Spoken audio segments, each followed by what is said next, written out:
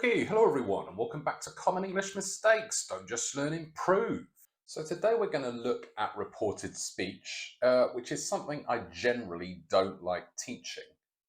Because what I find is how it gets taught and how people speak in the real world are generally quite different.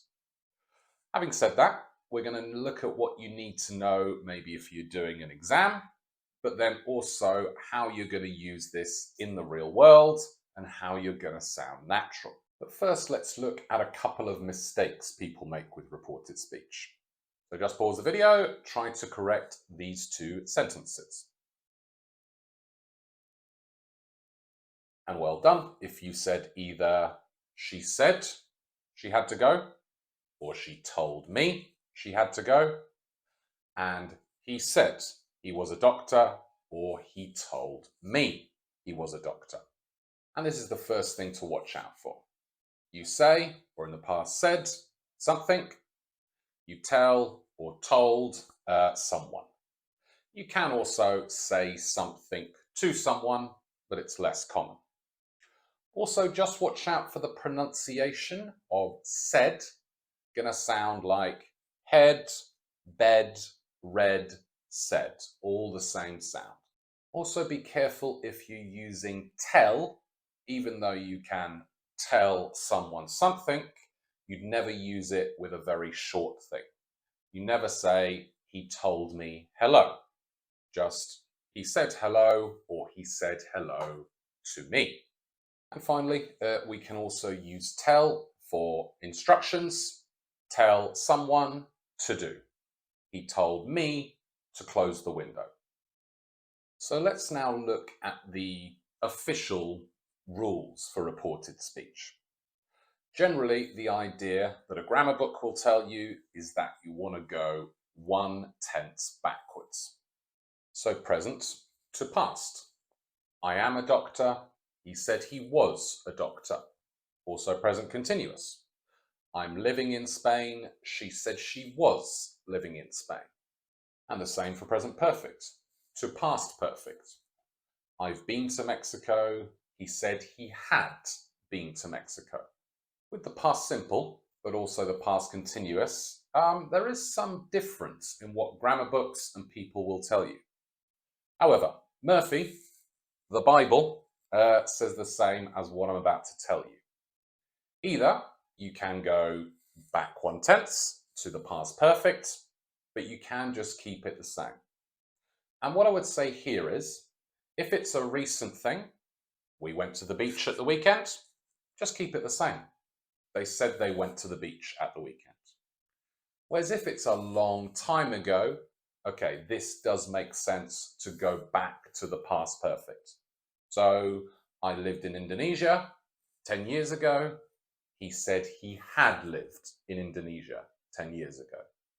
And then a couple of others, can to could. I can speak Polish. She said she could speak Polish. Will to would. Humans will go to Mars one day. He said humans would go to Mars one day. So those are the rules. However, it's not always what people do in the real world. And I think this is a really important point to make. Each of those sentences, if they're said last week, haven't changed. And when things haven't changed, you can go back 1/10, but it's not necessary. And I would say in the real world, if the situation hasn't changed, if it's still true, more natural is to just keep it exactly the same. So for example, he said he's a doctor. She said she's living in Spain. He said he's been to Mexico, etc. I would say generally this is easier. This is what people do. However, there are going to be, of course, situations where you need to go back 1/10. For example, here, Emma says, I don't feel well, I'm going home. This is quite a temporary thing, not feeling well. So when your friend asks later, where's Emma? You say, she said she didn't feel well and was going home. Makes sense to put it back there. And then, of course, the longer ago something happened, the more likely you are to move it back. So let's say your son fails his exams and says, I'll do more work 6 months ago. And then the same thing happens again. You're going to say, you said you would do more work. It makes sense to move it back there. And finally, if you're in an exam, okay, you need to send it back. 1, because it's an exam. 2, because you don't know when these things were said. And 3, they're going to be written in a way where you have to test the knowledge. Other than that, though, I always think if it hasn't changed, keep it the same. That is the more natural thing to do. So I think you want to be doing it. The one thing, though, we do need to change are the pronouns. However, generally I find students are quite good at this. There are just a couple of issues which often come up. So just pause the video and try to correct this sentence. And well done if you said, I'm seeing my friend tomorrow. He said he's seeing his friend tomorrow. Just make sure you don't just slip in the your pronoun, which often happens in class. The other one is with here and there. So let's say your friend says this in Chile, we like it here, always refers to that place. So if you're anywhere else apart from Chile, you need to say, they said they like it there. So do watch out for those 2 pronoun mistakes. They happen a lot. Now we come to changing the time, which is where I really disagree with a lot of textbooks and think, when you get to the real world, people do not speak like this. Most grammar books will say you need to change today to that day, tomorrow to the day after, the following day, last week to the week before, etc. And I can kind of see why they say that, because you need to make some rules, but it's still not how people speak in the real world. What people actually do is say whatever day, week, etc. they are referring to. For example, on Monday, your colleague says, I'll finish the report today. So on Tuesday, you report it as, he said he would finish the report yesterday. You refer to the day. Or again, on Monday, your friend says, we're flying to Greece tomorrow. And then Tuesday, you say, they said they were flying to Greece today. Or maybe last week, your friend says, we had a party last week. You report it then as, they said they had a party 2 weeks ago. Instead of using that day, the week before, the day after, what you really want to be doing in the real world is just referring to whatever time it actually is. And this will actually be quite easy to do. So anyway, explanation over.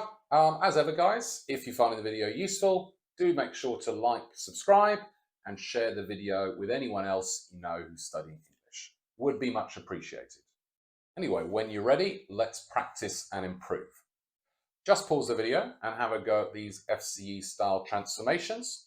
Use the word in capitals and 2 to 5 words to make a new sentence with exactly the same meaning as the original one.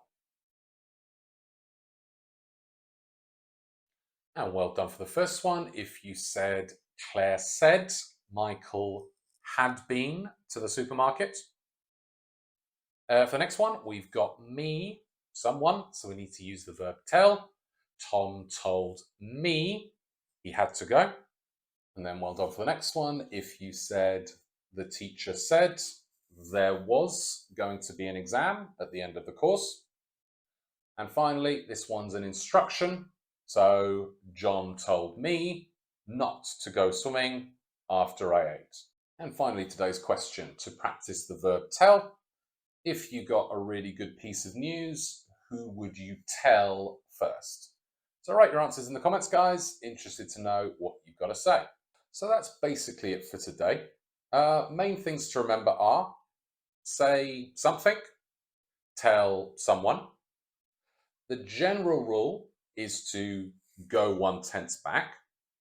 However, if it's still true and hasn't changed, it's absolutely okay. And to be honest, I think you should be, because it's more natural to keep it the same. I am a doctor. He said he is a doctor. However, if it's more temporary or the things are said a longer time ago, I think there it does make sense to move it back one tense. Just remember to change your pronouns and be careful of the pronoun your and here and there. And then when it comes to time, just refer to what day, what month, etc. you're actually talking about. That's the natural way. That's what people do in the real world.